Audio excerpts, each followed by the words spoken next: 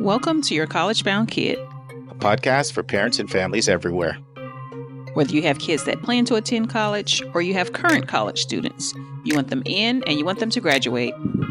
You want a quality education that's worth every single dollar of your hard-earned cash. I am Mark Stucker, and I'm a college coach. And I am Anika Madden, and I am a parent. It is Thursday, April 4th, and welcome to episode number 62, The Biggest Mistakes in Personal Essays. In this week's news, everybody's doing it. The cheating scandal shows how privileged kids fake disability. And we're in chapter 62 of 171 answers. And we're talking through the biggest mistakes applicants make with their personal statements and main essays. And it's time again for our bonus content. And Mark concludes his interview with Susan Tree this week. In the final part of writing the personal essay, don't miss your opportunity to fill in the gaps and bring yourself to life. Anika and friends of the show, I want to scream out of satisfaction. Take one guess why, Anika. No, well, that too. Now I know you're not a basketball fan. Well, actually, I'm becoming one now. We'll talk about that later. You know what went down like 2 hours ago? Well, my child was trying to tell me, but I was driving. Please tell me. My Spartans knocked Duke out, and we are going to the Final Four. To be okay. Don't be so surprised. I am surprised. And Javon, I'm surprised he wasn't crying when I walked in the door. First of all, there is this computerized basketball rating model named KenPom, and all the experts allude to it and refer to it, and it predicted this. It said, we're the favorite, we'll win the game, and particularly we'll win it by 1 point, and we won it by 1 point. So I'm a happy camper over here. I'm a happy camper. You have got to. But so if I'm a little bit more caffeinated today, a little more fired up, just know it's the afterglow. It's the afterglow. I guess our listeners learned something. We don't record live. We're recording today 3 days in advance, or 4 days in advance. So this is all going down Sunday night. Awesome. But Anika, before we transition, this is the last week we're doing these 8 regrets that these 65-year-olds who were surveyed by Cornell, these 1,500 people, shared so that we can learn. And number 8 was taking care of the body. Number 7, not taking enough risk with your career. Number 6, not being honest. Number 5, spending too much time worrying. Number 4, not traveling earlier in life. Number 3, putting off how you feel, not saying I love you to your loved ones. Number 2, not resolving a family squabble. And the most frequently cited one, and before I give your comments on this one, think about you giving advice to the 3 J's, Jalen, Janaea, and John. And here it is. Not being more careful when choosing a life partner. Oh, wow. Look at that. Number 1, really? Yeah, they went deep, didn't they? Yeah, they did. There's a lot of divorced people out there saying they got that one right. Right. Oh my goodness. Wow. I honestly don't have any commentary around that one, Mark. That's kind of rough. No. Yeah. Just tell your kids to be careful. Yeah. You hear that, y'all? Fortunately, you got a good man over there, so you're good. Let's turn to college hot topics in the news.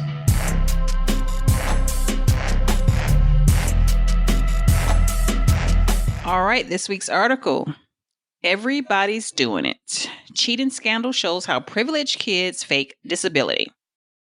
And Mark, this is in the Hollywood Reporter, and that's so fancy. No, have you ever done a Hollywood Reporter article? They follow all the gossip. Yeah, okay. This is clearly gossip time. Well, somewhat. And so this is written by Mr. Scott Johnson and Mr. Peter Kiefer. And according to parents and counselors, it's common practice for parents at elite schools to pay for a doctor's diagnosis that allows their children extra tests taken time, whether or not they need it. Whoa, that is straight madness. So just before this cheating scandal broke, there's a student that wrote this op-ed piece in her own paper about her own elite private school that she attends, where some of her peers are abusing that system that these folks are referring to that allows extra time on standardized tests. So these kids are going to these specialists and essentially getting fake excuses on having some sort of learning disability that allows them more time on the entrance exams. And unfortunately, this practice has been found to be mostly exploited by wealthy families. So, Mark, first of all, what in the world? Oh my goodness, parents off the chain. This is ridiculous. And extra time, I mean, if your kid still doesn't really get it, what is extra time really doing for them? And exactly how much extra time are we talking about? Because this is kind of mind-boggling for somebody to go at this length just for some time. Well, unfortunately, there's this whole underground world that does this. Now, the first time we talked about this article, and we're going to move on after this week, we'll be talking about other things, but there's still so much buzz about this that we wanted to have one last episode where we discuss it. And the first one, I mentioned someone who had a 400-point increase and told me they had done this. And I remember, do you ever have somebody tell you something like that, Anika, and you're like, don't tell me. I don't want to know. All the time. Yes, that's how I was. And so, and she went on and on and on, blabbering like, oh yeah, blah, blah, blah. Like, you know, didn't you know stuff like, so that was the first time I learned. That was 15 years ago. That's the first time I learned about this sort of whole underground world under there. And it really can make a big difference. But let me read a couple quotes from the article that I liked, and then I'll make a couple comments. So this is from the article. It says, according to data compiled by the Wall Street Journal in 2018, some 25% of students at elite American universities are now classified as disabled, largely because of mental health issues such as depression or anxiety. One school, Pomona College, reported a 17% jump in the number of disabled students in just 5 years. Students and parents have been taking advantage of the extra time practice since at least 1990, when the Americans with Disability Act passed, which created a framework for more flexibility. In 2000, a California audit of test takers showed higher numbers of wealthy and white students receiving extra time exemptions, which led to a temporary crackdown and a lawsuit. 3 years later, according to the New York Times, the College Board stopped recording the discrepancy, and the incentive grew once again to game the system. And so that sort of shows a little bit of the history of what's going on. And then here's a quote from a certified educational planner, Miss Alexander in Los Angeles. She said, I knew someone from a private school who took her son to a psychologist and instructed him give wrong answers to the questions, specifically in order to get a qualifying diagnosis. I said, what you're doing is wrong, Alexander said. The friend replied, everybody's doing it. And then, according to the parents and school consultants, the extra time charade has been an open secret for years. Basically, just like, you know, this mom told me about. Parents talk about it. Kids talk about it, says Christina Simon, a Viewpoint parent and co-author of the book Beyond the Brochure, an Insider's Guide to Private Elementary Schools in L.A. The schools are aware of it, but they can't do anything about the fake diagnosis because they've been provided by doctors. It gets very tricky. And then it says, according to interviews with parents and educational experts, certain psychologists and educational therapists who specialize in learning disabilities charge exorbitant fees, often $5,000, just to give a diagnosis that will result in extra time. So those are some quotes from the article. Now, there was one other one that I think is really important, and it says this: there are high school students who have legitimate learning challenges and who honestly need these accommodations, says Alexander, a certified planner who has helped the industry shepherd children through the process at dozens of LA's private schools. It's insulting to people who truly need the extra time. It's just horrible. So I think that's really important, because I don't want to stereotype everybody getting extra time. I had a student I'm working with this week say that they get accommodations. And is that wrong? And no, by all means, if you've got ADD, ADHD, or any of the other learning disabilities that qualify for extra time, you should absolutely use it. It's just about faking and fabricating your disability in order to get extra time. But Mark, okay, I understand. Yes. I mean, I totally get it for those legitimate students that need it, right? That's their processing time. Right. Again, I say, right. Mark, let me tell you something. If I'm sitting there and I didn't study for something and I don't know what I'm doing, I'm going to sit there and I'm going to stare at the page. Guess what I'm going to be doing an hour later? Guess what I'm going to be doing 2 hours later? Because I don't know the content. So I still don't get how this is helping them. Okay. I totally don't get it. Yeah. Yeah, so I think that's probably because you don't have some of the most frequent learning differences that cause you to need extra time. So if you have a reading disability, then having extra time can be a complete total game changer. And also, if you have... Oh, no. But no, Oh, Mark, you're missing that. okay. No, I get that Okay. for the legitimate Oh, ones. okay. No, the legitimate folks, I totally understand that. I'm talking about Anika. There's nothing wrong with Anika. Yes. She just didn't study she just didn't prepare herself for the test. Right. So how is that extra hour or extra 2 hours going to change me in staring at my paper differently? I don't get it. Well, remember, this is not like this test that you study for, right? This is you're reading a passage on the SAT, right?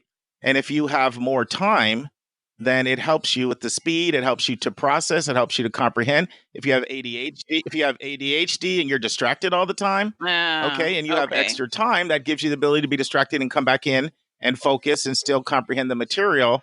And so let me take a couple steps back. This may help you. So the way the whole accommodations works, a school administrator or a school teacher can sense a student has a problem, and then they can recommend them for an IEP or 504, individual education plan. And then that leads to a school psychologist, doing examination. And if they come to the determination that this is a student that needs accommodations, it can make a tremendous difference in their ability to score well on the test. Does that make sense or not? It's not. Well, go ahead. No, I was going to say it does make more sense in the context of the reading portion, because I will say that I'll read something one time. If I don't get it really quick, after 2 or 3 times, I'll probably get it. Okay, so that is more clear. So yes, thank you. I get that now. Yeah, and keep in mind that most of the time, the accommodations is usually going to be time and a half or sometimes even 2 times. So some of the kids that get accommodations, they're actually at the test from 7 a.m. till 3 p.m. Right. So it's a long day, but it's a substantial amount of extra time that you get. Okay. But the bottom line is, we just wanted to shed more light on ways in which people game the system, unfortunately, because they don't have a moral compass. And, it's tough because, as the article said, like, if you come with the doctor's diagnosis, their hands are kind of tied. You know what I mean? And and there's always somebody out there on the take.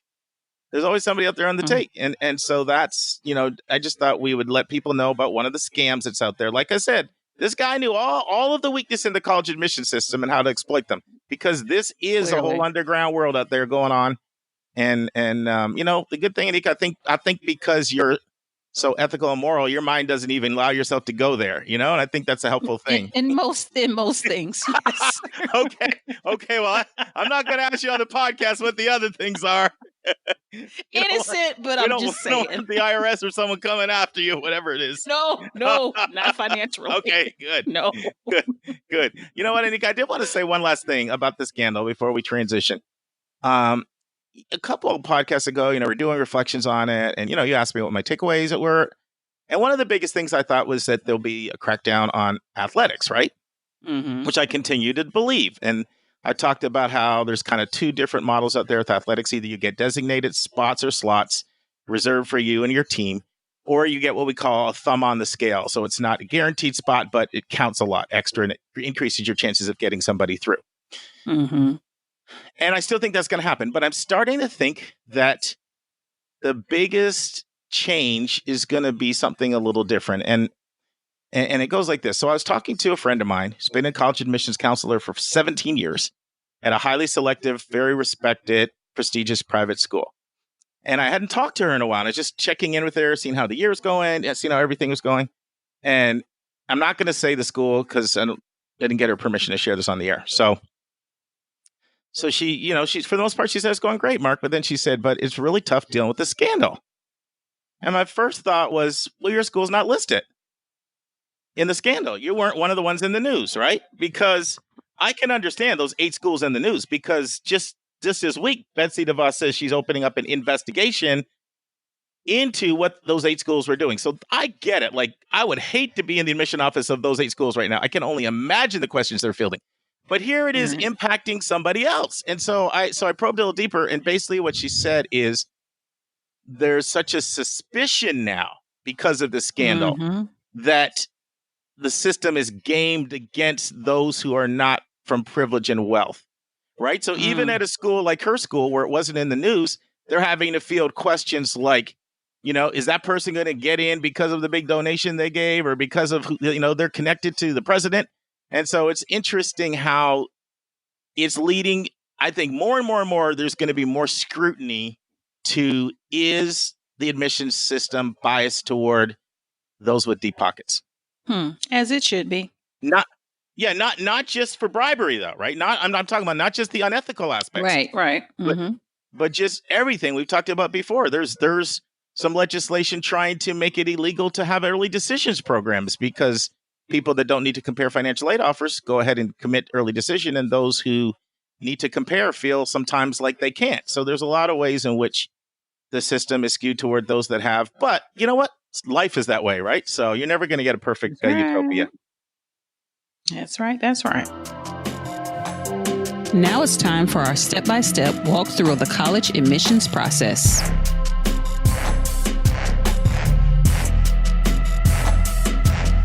Okay, we are looking at chapter 62 of a book that I wrote called 171 Answers. And that book has 171 chapters. And each chapter represents a frequently asked question that I receive as a college coach. And we're in a section of 4 or 5 chapters in a row that deal with writing, both the personal statement, personal essay, supplemental essays. And we're doing something a little different. I don't know. Maybe listeners can email us, let us know if they like it or not. We're kind of tying our interview content, which is also talking about writing, to the chapter content to kind of make most of the episodes centered around writing. So I don't know if it's overkill on writing or if it kind of works doing this theme thing, but we try different things. Some of them are duds. Some of them work. The only way we know is when you guys send us email feedback and tell us, like, bad idea, bury it, crash it, burn it, or hey, I like it, thumbs up. So this particular chapter, we're looking at some of the most frequent mistakes students make with their personal statements. Anika, you read the chapter. What stood out to you? I did. And I'm going to tell you the ones that stood out to me were the ones, obviously, that I went through with Mr. Jalen when we went through this process. So so share away. So the first one was, don't get so caught up in the details that you miss making the point. Oh my goodness. I'm gonna let that just, explain itself, but that was a big one. You can have a little commentary if you have some anecdotes. Well, I mean, Mr. Jalen, feel free if you remember. I mean, he was like trying to, the color of the leaves and the shade of the ground. And I'm just like, Jalen, I'm gonna need you to spit it out. Okay. So that was a big one. Don't try to impress with big vocabulary. And he didn't do it so much, but that was still a thing. And be the central person of. That's a common one. Yeah, that's common. And then be the central person of the story. Now, I know that I wouldn't say that this was technically an issue for him, but that's kind of an issue for me. So I think that kind of stood out for me in that regard. And oh my goodness, this one, follow the directions. How about let's just start there? Follow the directions. Do what they ask you to do, right? Professionalism matters. Grammar check again. Making sure you're being optimistic. I really like that one. And I'll tell you this last one before you dive in, and it was read it aloud. And I do that with Janae, and I've done this with them for years. And when they read something back to me, they immediately know how crazy they sound. So they go back. I mean, it's a winner every time. So I love seeing that in there. So I'm going to keep this pretty simple because we've been talking a lot about the personal essays. So this will sync with a lot of things I've been saying with Susan Tree. Because what do I list in the chapter, Nika? Like 30 things? It was quite a bit. Yeah, it was. I have it right. About 30 things. So I'm not going to go down a long list of all of them. But this is what I want to share. It's really, really important. Tell people what you care about, what drives you, what you dream about. Don't allow the essay to finish and people don't know what it is that wakes you up in the morning, that gets you excited. What are your goals, your ambitions? That's really important. What makes you tick? And then the other thing is tell people who you are. Who are you? And by that, I don't mean, hi, I'm Janaea. I'm an 11th grader at a boarding school student. They already know that. I'm not talking about that. I'm talking about tell people what made you who you are today. What events shaped your experiences to make you the person you are today? What people influenced you to make you the person you are today? Family essays, background's great. Friends that are influential. Now, not every essay has to do all of that, but the main things is tell people what you care about and who you are. That's so important. And then show it, don't tell it. That is just so important. Most of the time when I read essays from students, they just state things. Now, why would I say show it, don't tell it? And by that, I mean use the power of story to bring your point across. Why would I say that, Anika? Because people connect with you in that way. Like, it's just like when you're reading a book, you get the picture in your mind. You see yourself in the scene. So that's just, it engages them and brings them in closer. Yeah, I remember I learned this in grad school. The mind is a picture gallery, not an encyclopedia of facts, right?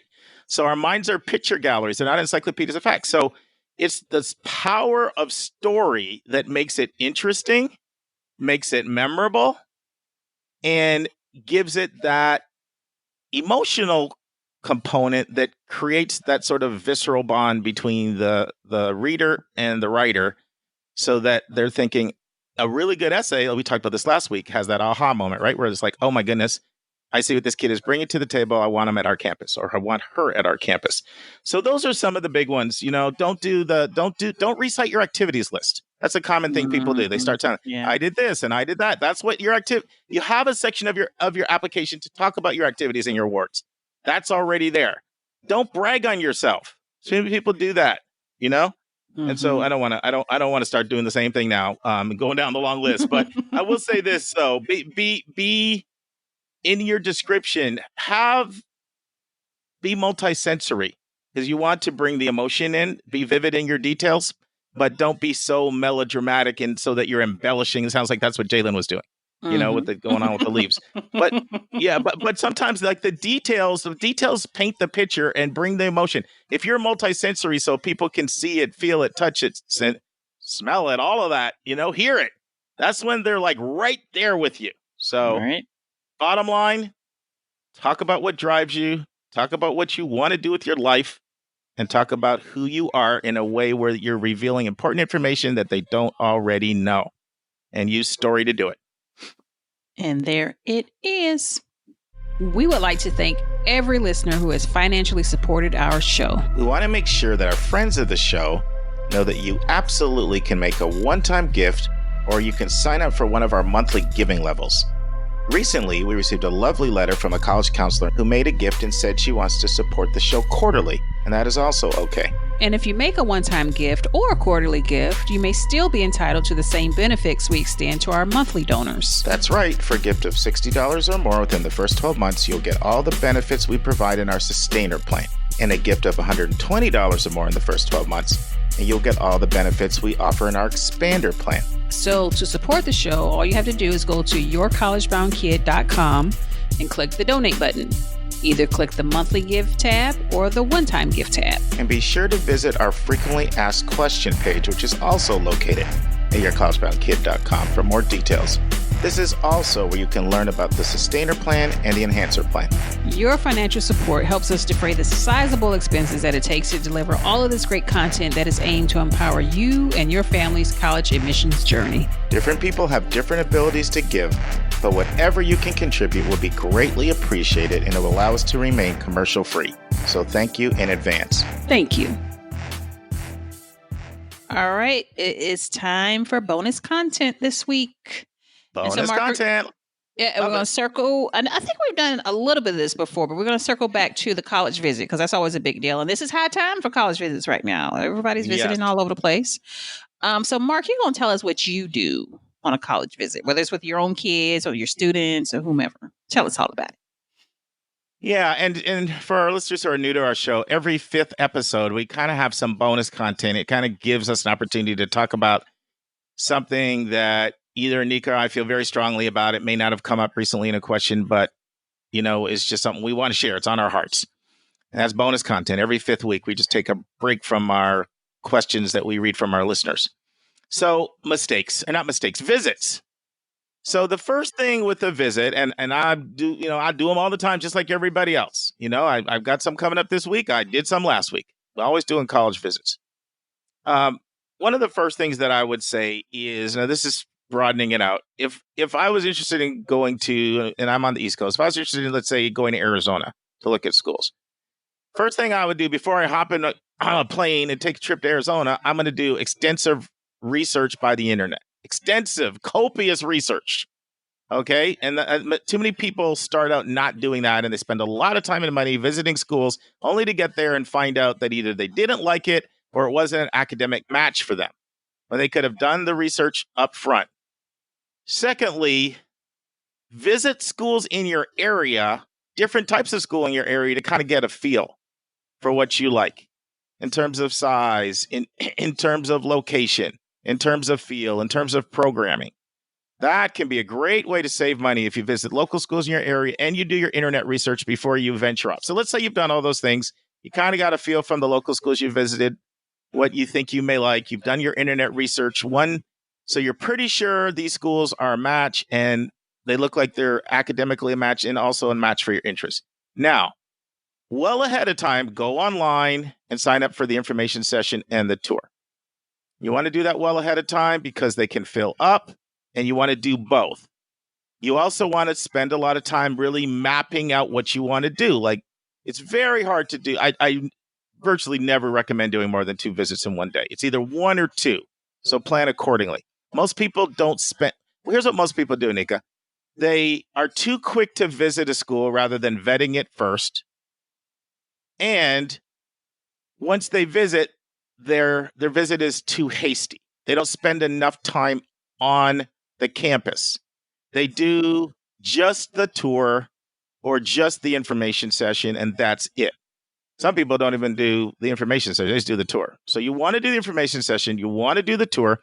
Ideally, you want to map out a whole plan of where you want to visit because there's not that many times to do it. People always run into constraints of resources, either money or time.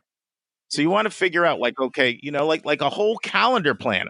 Okay, we'll visit these schools here. We'll visit these schools here and map it out on the calendar. Otherwise, you're going to find you either don't have money or time to get to the ones you want to get to. You also don't have to get to every single school ahead of time before decisions are made. You can get to your priority schools and anything close to you. And then schools that are lower on your priority list, especially if they're your less selective schools, they can be visited only if you're admitted. So that's another thing. Okay, so now you've got your whole master plan of where you want to visit. Then you got to map everything out, look ahead of time, figure out the distance and time and all that. Because you want to get there well ahead of time because inevitably you're going to have an issue with either an accident or parking or you can't find the admission office. So you got to leave extra time. Now, you go through the information session, you go through the tour. That's not the only things that I would like to see people do. Some of the other things you can do, it depends on the student. And these are things that you can request ahead of time. For example, you can request to sit in a class at most schools, not all, but most. Okay? Request ahead of time. I'd love to sit in a class in economics. It's an interest. Okay? But these things can't be done at the last second. You can request to, for a while, Anika, Joy was interested in criminal justice. And so we were visiting schools in Florida. We set up meetings for her to meet with someone in the criminal justice department, like head of the faculty, head of the department, or one of the faculty members. And those are great meetings. So you can sit in a class, you can meet with somebody, and the list is endless. It just depends on what's important to you, right? So when I'm working with students that have learning differences, I'll have them make sure that they go by and see what disability services has to, what support level is there. You can go by the career center and see about that. So we look at the things that are important to you. You set up meetings with them ahead of time. So this is going to take the visit from just being a 2-hour visit. I'd rather your visit be more like a 4-hour visit. That's why it's hard to do more than 2 in one day. You really only can do 2 well if the 2 schools are very close to each other. Right. Now, what else I love to do? My favorite thing to do, and all my students know this that I'm working with privately because I always have them do it and I hold them accountable to this. I want you talking to random students that the admission office did not assign to you. That's what I want you doing. And I do this. I did it last week. I visited the University of West Georgia. I'd been there before, but hadn't been there in a few years. And what did I do? I camped out in a busy place where students were coming by. And I just said, I'm a college counselor and I'm trying to learn a little bit more about this university. Would it be okay if I asked you a few quick questions? You know what? Nice begets nice. You're nice to people, they're nice back. I mean, I could be scary looking. I'm old enough to be these kids. I don't mean that literally, but I mean, I don't fit in the college age. They know that I'm not. So, you are not. I mean, who's this guy hanging out talking to me? Right. So I guess you could be creepy. You could be creepy. Wait a minute. I'm saying the word creepy. I didn't say creepy. Now people are going to wonder if I've got issues. Anyway. Go look at his picture. He's fine. He's fine. Thank you for that. Creepy. Gee. So my point is, if they will talk to me, if some 20-year-old girl will talk to me, they'll talk to you. And I know some people, I'm just shy. That's not my personality. You know what? Sometimes you just have to step out of your comfort zones. It's like when you have to get up and give a speech. You may not be comfortable doing that. You got to do it. So it's just worth it. They don't bite. And so it's best to do this, by the way, without your parent around. I've found that students are a lot more comfortable talking to students if the parent's not hovering over them. And you want to respect. Go ahead. Can I ask you something about that though? Would it make more sense let's just say I go into the courtyard or the cafeteria or whatever. Yes. Would it make more sense to talk to those random students within the department that you're interested in? Or would it make more sense to do it in that common area? Yeah, that's a great question. And so if you envision that you may not be able to get back and do another visit, sometimes that can be good. If you're thinking, if I really like this, I'll probably come back another time. You can do the deeper dive then, maybe at an admitted student visit day, something like that could be an opportunity to do that. If you're don't think you'll be able to get back to admitted student visit day, that's certainly something that is good to do. Now, that's a little harder to do it randomly, right? Because what are you going to do? Hand out in front of the criminal justice building and just think you're going to get criminal justice majors? I mean, people are taking the class. So that's harder to do, but it is advisable to at least talk to a few students in your major. Okay. So that's a good question. Now, what I like to do, Anika, I never stop without asking 3 questions to the students because I want to respect their time because I told them. I said, I want to ask you a few questions. So I don't want to say, okay, I have a few questions and now I'm on question 8, right? That doesn't work because, I would say that I have about a 95% success rate of people saying sure, maybe like 93, 92, somewhere in there, like more than 9 and 10 say yes. And the only times when they don't say yes is when they're really busy going to class. Like, I'm sorry, I'd love to help you, but I'm running late. And they're polite about it. So it's really not that hard. And so what I like to ask people, I like to start out positive. So my first question is, in your opinion, what are the best things about this college or this university? So it kind of starts out on a positive note and people, like to talk about their school. They open up.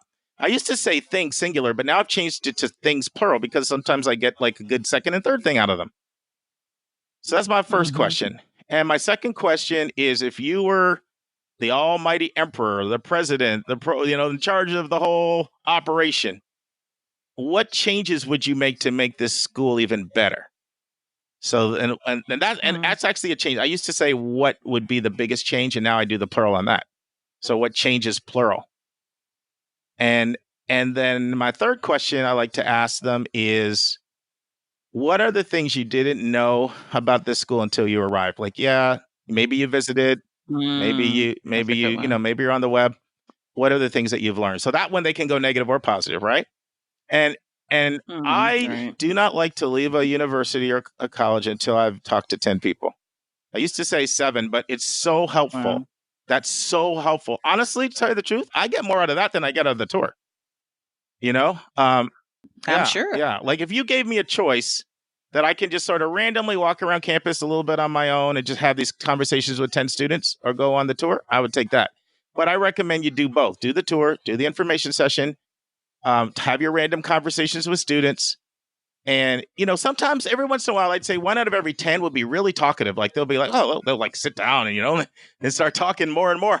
And so then I may ask a few more. Like another question I'll sometimes ask is, what do you think the strongest departments are here? What are the, what departments are you most impressed with? What do you think the best majors are here?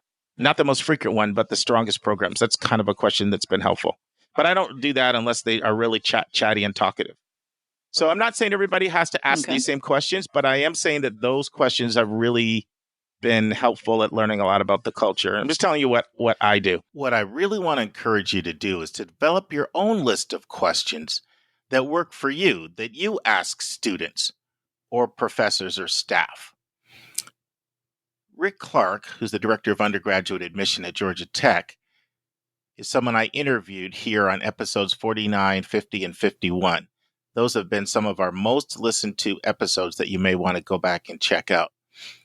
But Rick has this advice when talking about this exact same subject.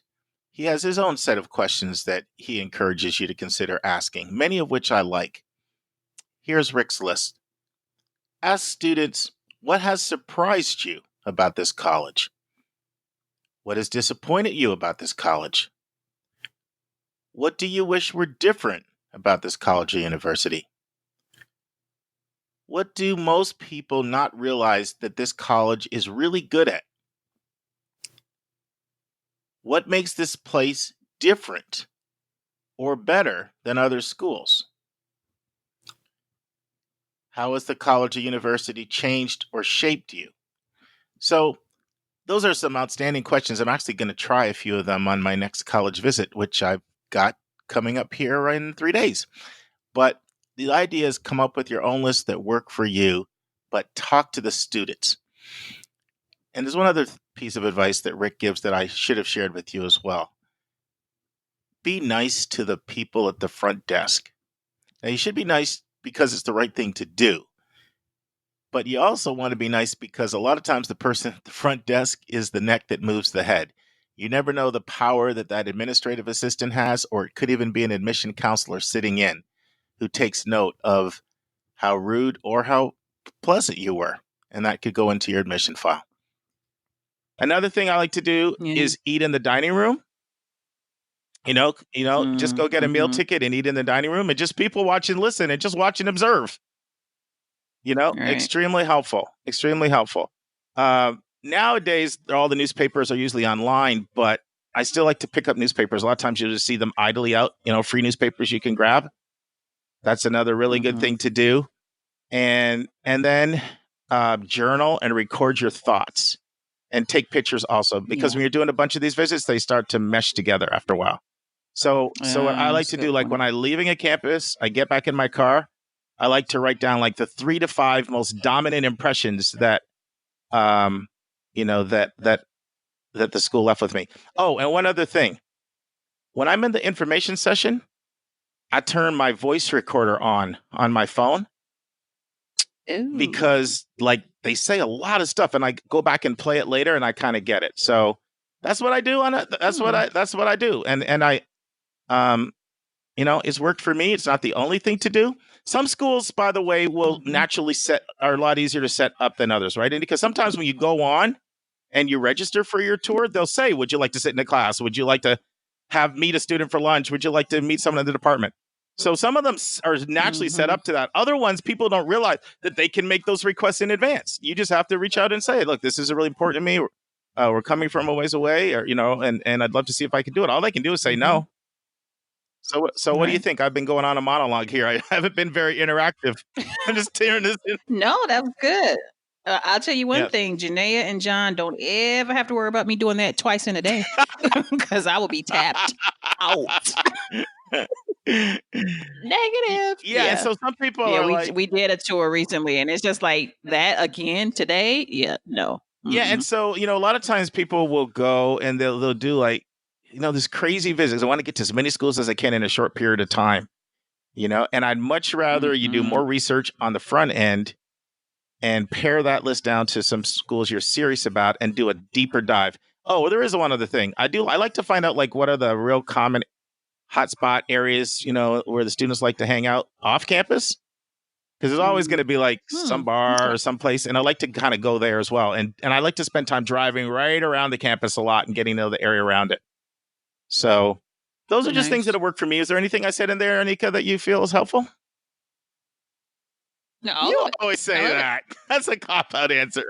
No, okay, let me give you one that I wish I would have done on the one recently was the tape recorder. Yeah. I didn't do the tape recorder in the info session. You're right. There is a lot of stuff that comes out of there, and you're right. All that stuff starts to blur together. So that's my big takeaway.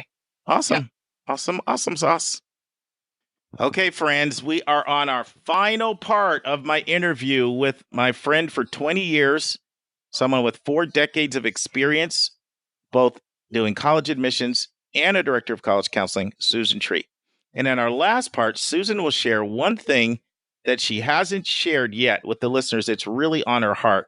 And I loved this part because what she does is she actually breaks the applicant pool up into 3 categories. She talks about the student for whom the essay is the real game changer in the application process. And she uses a term that's commonly used in admissions for this group. It's called the gray middle. If you're in that gray middle, the essay is of extreme importance. And then I share one thing about the essay that makes it unique and distinct from every other portion of the requirements for the application. Makes it different from recommendations, from extracurriculars, from curriculum, from grades, from testing. And so I share that. And then I put Susan on the hot seat in our rapid fire round, and I do an extended version because I've known her for so long. And so I ask some different questions to Susan than I normally ask. So I think you really like our last part of our interview. Listen and enjoy. And now, this week's interview with a special guest.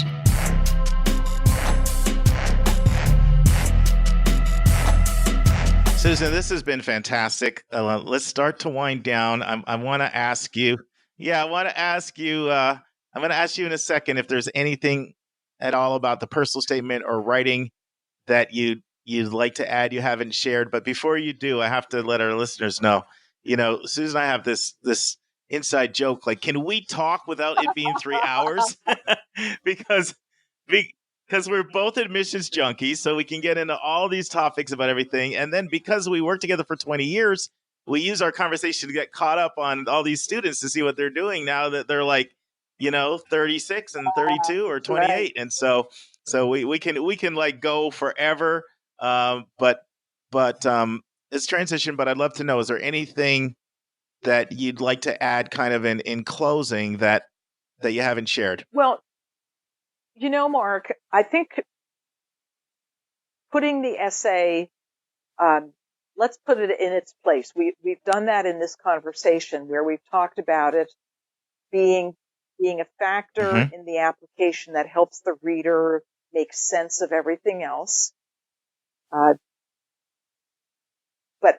let's step back one more step away. And if you think about applications that a college receives, whether it's a small liberal arts college or a huge public state university, so anywhere from, 3,000 to, 50,000 applications or more, a range of students apply to those colleges. And some are more selective than others, but there's often kind of a bell-shaped curve to a college's applicant pool. There's, a top 25% that's really stellar, where everybody has, these immaculate grades and high level rigor in their school and great recommendations, and they've done all these extra amazing things and they've got great scores or whatever. And then you've got, so those kids kind of their applications get read once and they get moved on to the next review. No one's even questioning that.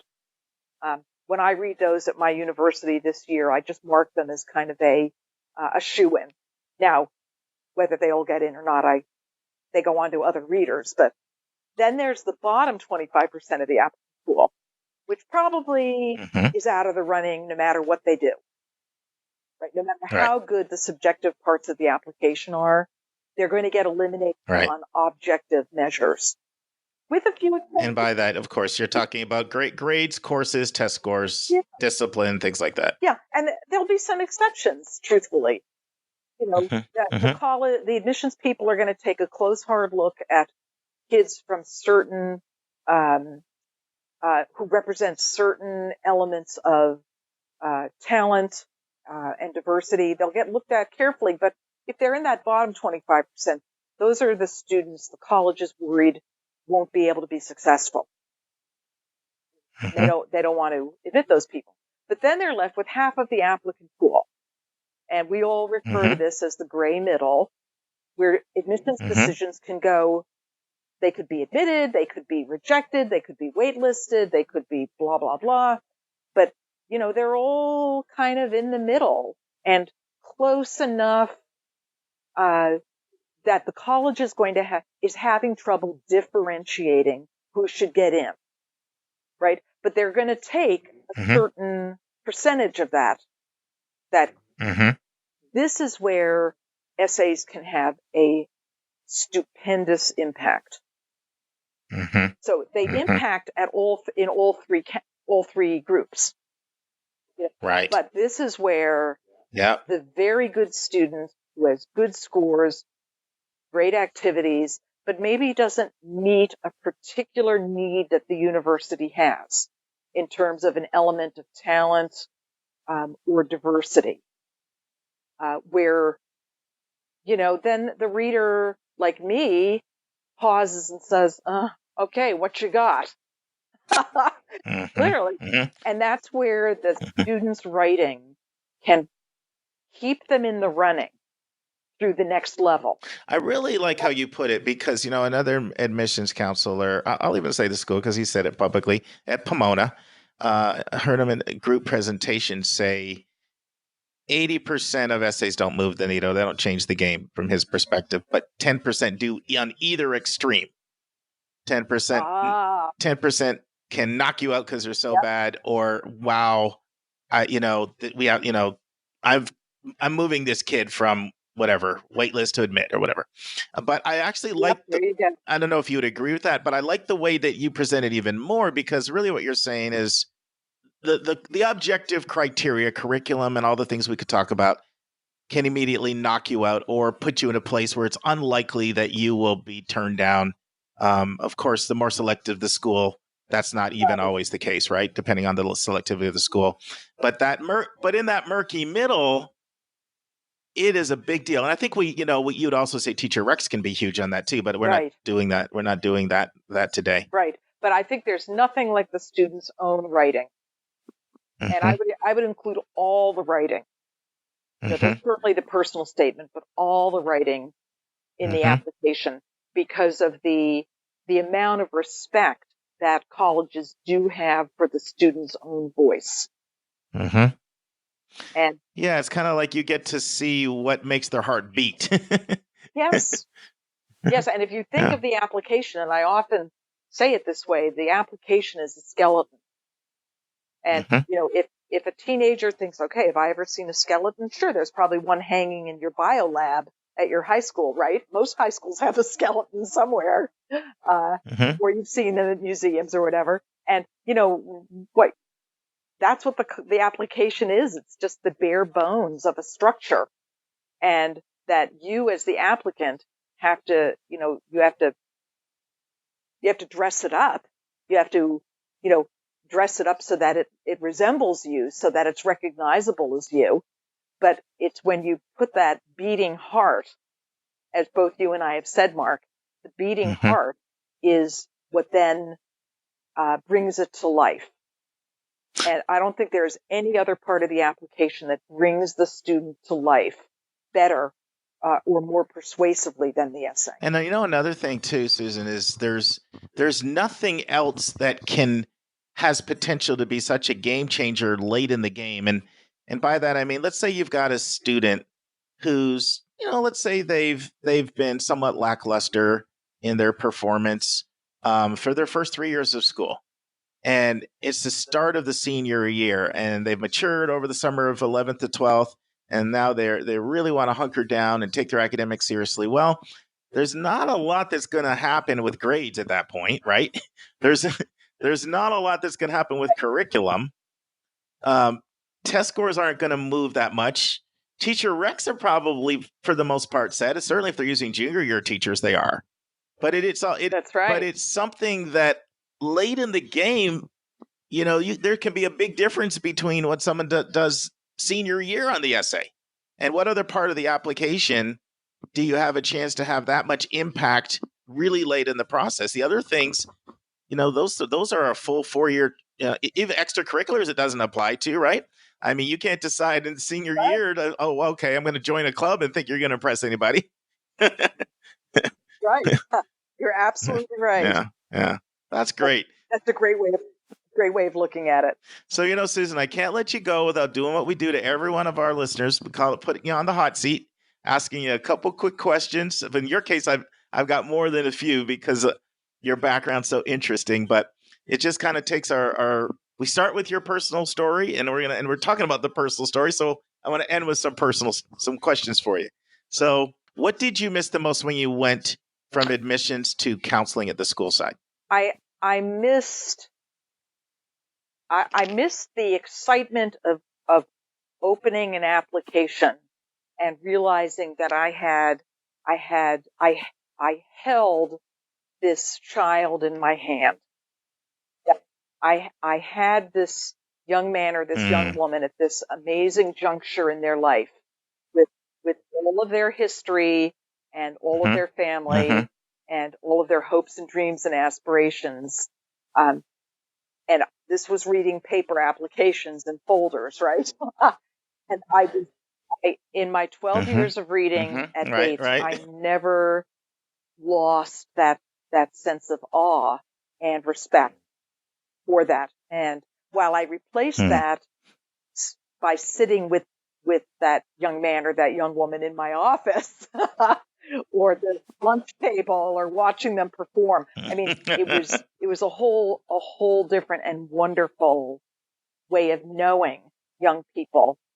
I loved catching those teenagers just at that moment of revealing themselves for the first time, really, in a process where it was competitive, but where they had to put it all on the table. They had to put it all there and leave it all there for somebody else. And I never lost my respect for that part of the process. You know, I have to share this story. You know, we have so many different stories we could share from working together, but there was one time Brown University was coming, you know, for an information session at Westtown. And you're like, Mark, do you want to take this one? And I think you had something. So I went and took it. And you know how you interact with the kids and then you chit chat with the rep afterward. And so one of the things that the representative said, and I tell this story, if anyone talks about in sort of like the Y Brown essay, they start saying you're in the Ivy League.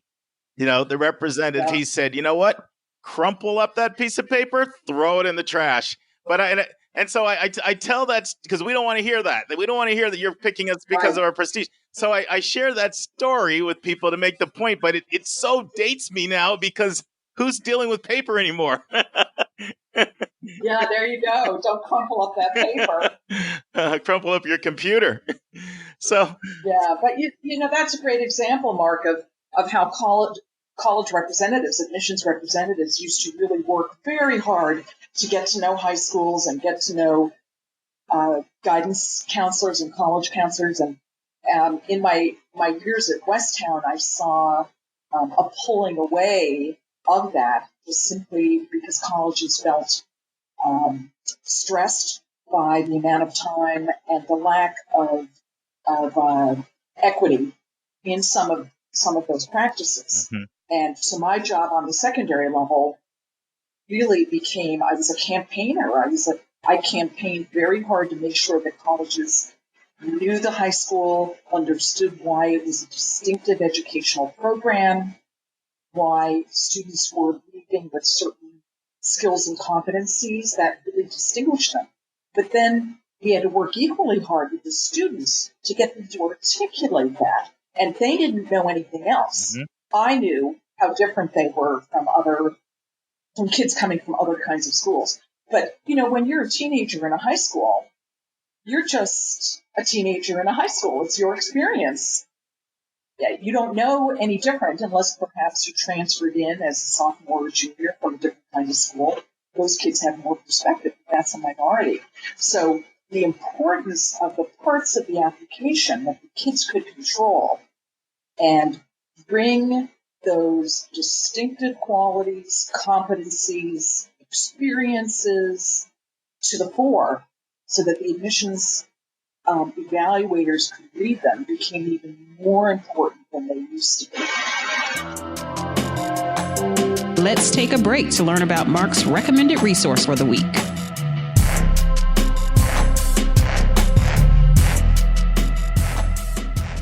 friends, because the personal essay is so important, I decided to do something different and share some of my favorite recommended resources about college essay writing for each of the 4 parts of my interview with Susan Tree. And this is our 4th and final part, and arguably I saved the best one for last. The recommended resource for episode 62 is a portion of the John Hopkins website entitled John Hopkins Essays That Worked. Now, the easiest way for you to find this is just to put it in Google. John Hopkins Essays That Worked. It's a lot easier than giving you the URL. What you'll find is selected examples of essays that the admission office at Johns Hopkins thought really stood out. And this is a tradition that Hopkins has been doing for a while, so you can go back and look at this for past years as well. The essays that you will read are those that were nominated by the admissions committee at Johns Hopkins because they really stood out. Those entries are distinct and unique to the individual writer. However, each of them assisted the admission reader in learning more about the student beyond their transcripts and activities. The goal is not for you to just copy these essays because you are you, and you have a different set of experience and different strengths.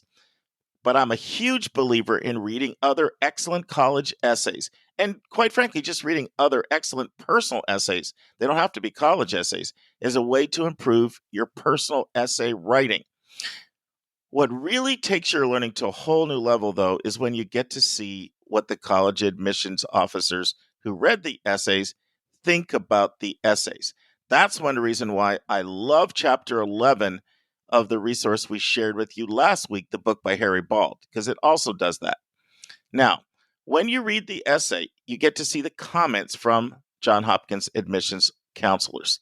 Pay special attention to what the admission counselor points out as the positive factors from each essay so you can learn from this. Now, I'm going to share one example with you. And this is right off of the website. And this is a comment. I'm not going to read the essay, but I'm going to share a comment with you from a counselor at Johns Hopkins about an essay written by a student named Curtis. Here's what she says. We not only get a good picture of his personality through his writing, but we also get to learn what kind of student Curtis is. One who thinks across disciplines and has creative ambitions, someone who wants to contribute to a community. These are the qualities we value as an institution. The essay helps us imagine the kind of student he might be here at Hopkins.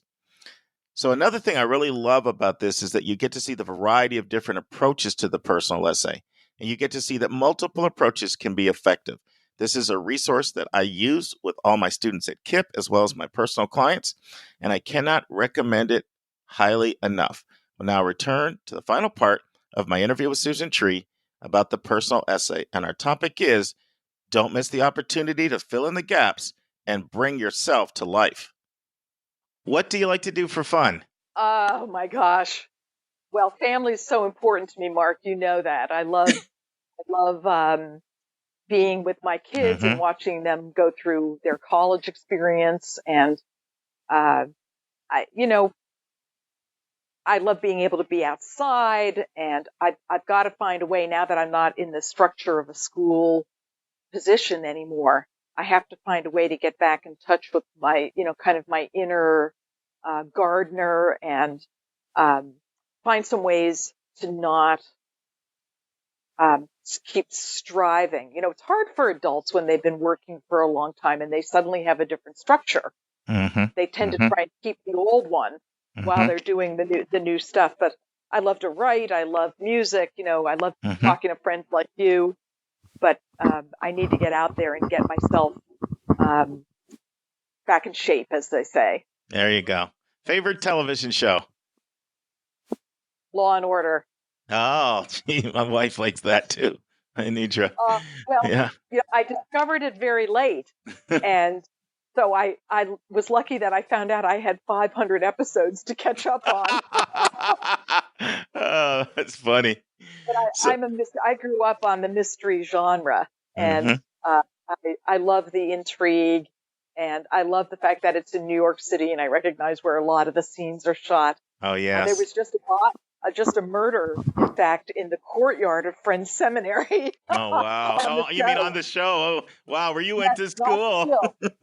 Yeah. And I thought, I know that dumpster. Oh, that would be relatable. So Susan and listen, Susan and I, we worked on the spiritual life of the school we were at, involved in Bible study. So I'm going to ask you your favorite Bible verse. That's hard, isn't it? Well, it's been such a roadmap for my life. I would say I'd be torn. Proverbs Oh, God. Well, here I am going to be forgetting the number. What, 3, 5, and 6? 3, 5, and 6. No? Trust in I the had a Lord with feeling. all your heart, and do not rely on your own understanding, because when you acknowledge the Lord with all your heart, He will make clear your path. I think that's a great scripture verse for families of faith. I think the other is Romans 8:28. All things work together for the good of them who love God and are called according to His purpose. And I think the most important thing we can do in life is to be called according to God's purpose, and then take it from there. But if that doesn't come first, then we're going to be swimming upstream, and we may accomplish wonderful things. And of course, the world is full of people accomplishing wonderful things, but we need to be doing God's work in the world, and that includes being the young person, the teenager, and the college student and the adult that God has gifted us to be. I'm going to take our listeners behind the scenes. So Susan knows this. Ever since, even before I started this podcast with Anika, I've been talking to her. Susan, you got to be a guest. You got to be a guest, right? We've been having this conversation for a year. And originally, Susan was going to talk about how faith should be involved in your decision-making process. And I asked her to talk about this subject, but definitely open to you coming back on another time and talking about how faith can guide you in this process. So just that's a little insider information for our listeners. So Susan, best 2 or 3 books you've ever read?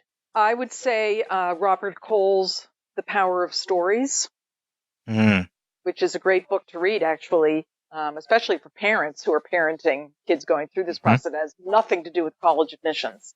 I've never read that, by the way, so I can pick up an idea from our guests. I like to always ask our guests this. I used to ask your favorite book, but I literally could see the interviewees like agonizing, right? We bring on thought leaders, so thought leaders are readers. So I finally felt some sympathy for their anguish, and that's why I said 2 or 3.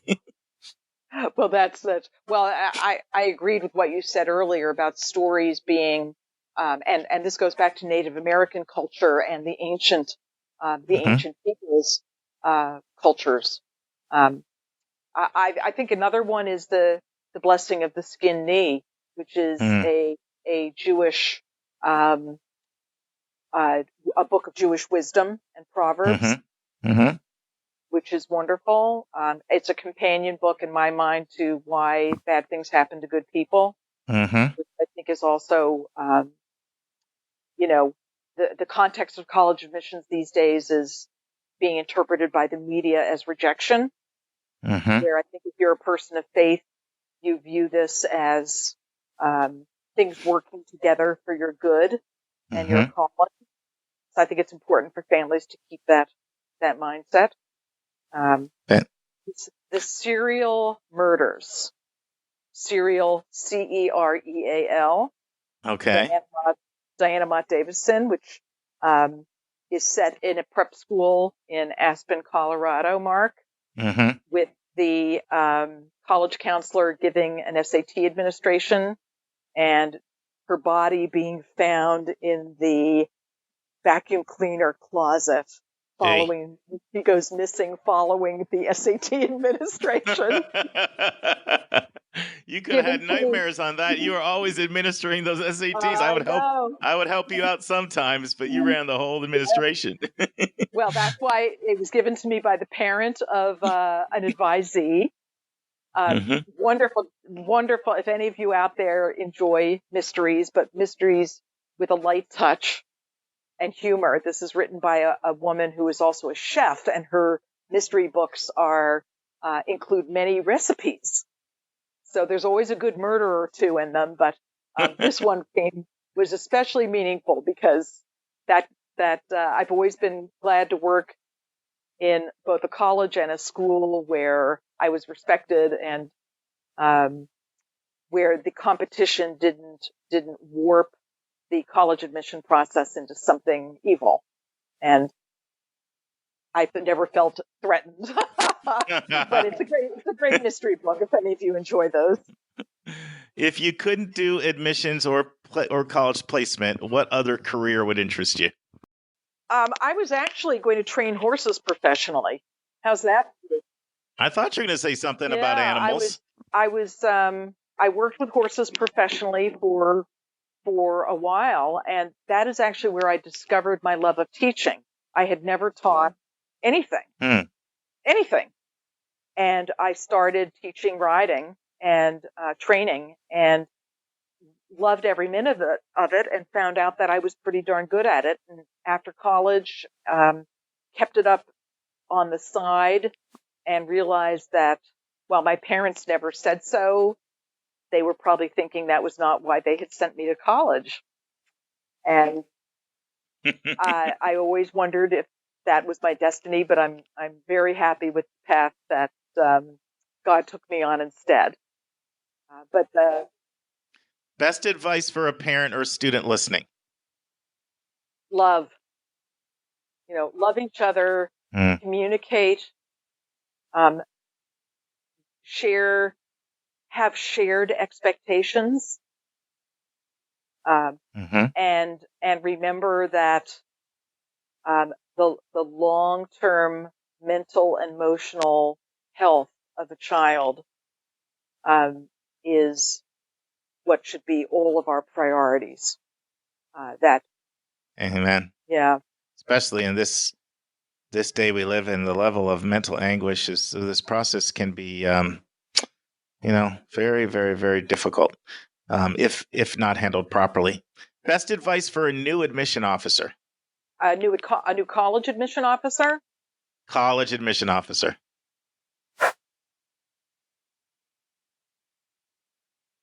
Don't be taken with your own perceived power. Don't be jaded and calloused by that. You should be on your knees about it. That these are lives, and while your decision isn't going to make or break this child's life, there's a larger context to all of this. Don't ever be callous about it. Feel the emotions deeply that are embedded in these applications, and be positive. Look for the good in the families and the kids that you work with, but don't ever trivialize or become callous to it. That's good. That's deep too. So don't have a God complex. Yeah. Right. Yeah. And don't trivialize it. I know that was something that you have to learn to live with when you're in a selective process of any kind, whether you're hiring people for a job or whatever. But you've got to be true.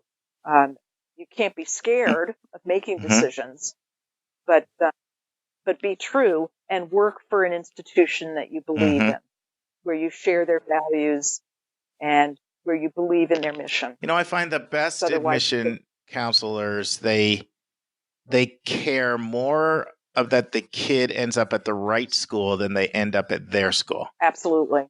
And then that sort of love, really, that love and genuineness comes through, and it ends up actually impacting the applicant sometimes in powerful ways. That's right. Because I'm just trying to help you, whether that's right. with us or not. Salesman. And then my last, go ahead. You're representing your school. You're hoping to attract good candidates, but you've got to be careful of how much the sales dimension overwhelms the counseling. Yes, that's well said. And my last question, that send us emails. So, what would be your best advice for a brand new college counselor in a high school? Almost exactly the same as for the admissions counselor. Is know your school's mission and believe in it or don't work there.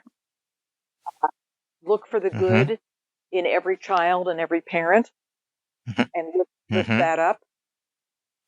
Be realistic. Don't promise.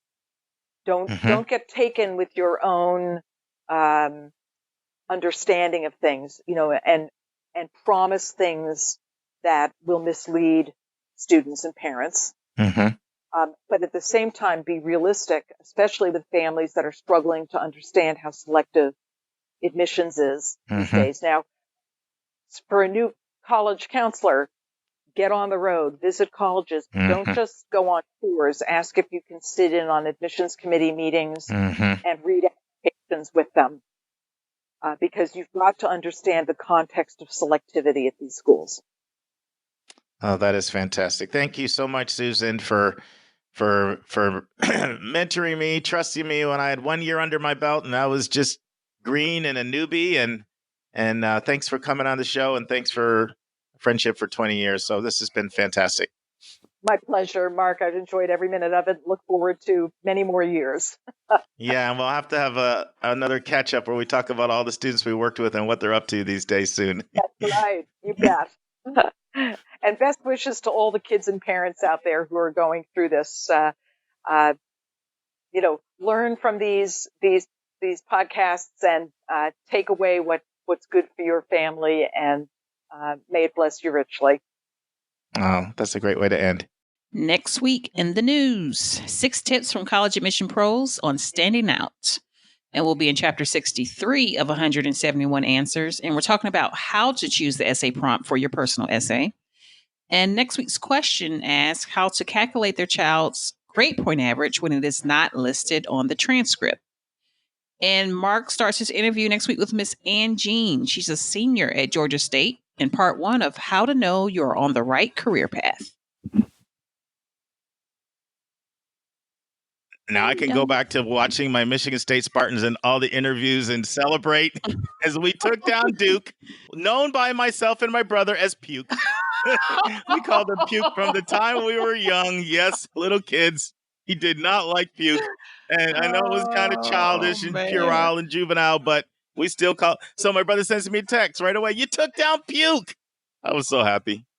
So I'm going to go watch all the interviews and leave college admissions alone for the rest of the night, Anika.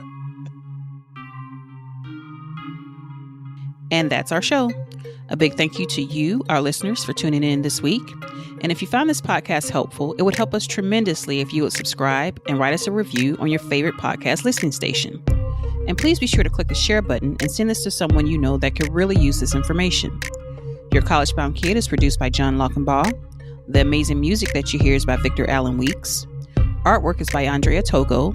And marketing designs are by Kimberly Blass. If you want to get a copy of the book 171 Answers to the Most Asked College Admissions Questions, you can go right to 171answers.com. And if you want to have a college coaching session with Mark, you can send him a text to area code 404-664-4340. And if you have a question or a few questions that you would like for us to answer on the show, please email us at questions@yourcollegeboundkid.com. That's questions with an S at yourcollegeboundkid.com. Every week, we'll take one question and include it in the episode. We don't like your questions. We love your questions, so send them our way. And by the way, check out our website, which is just simply yourcollegeboundkid.com. Again, we thank you for tuning in, and we look forward to meeting with you again next week.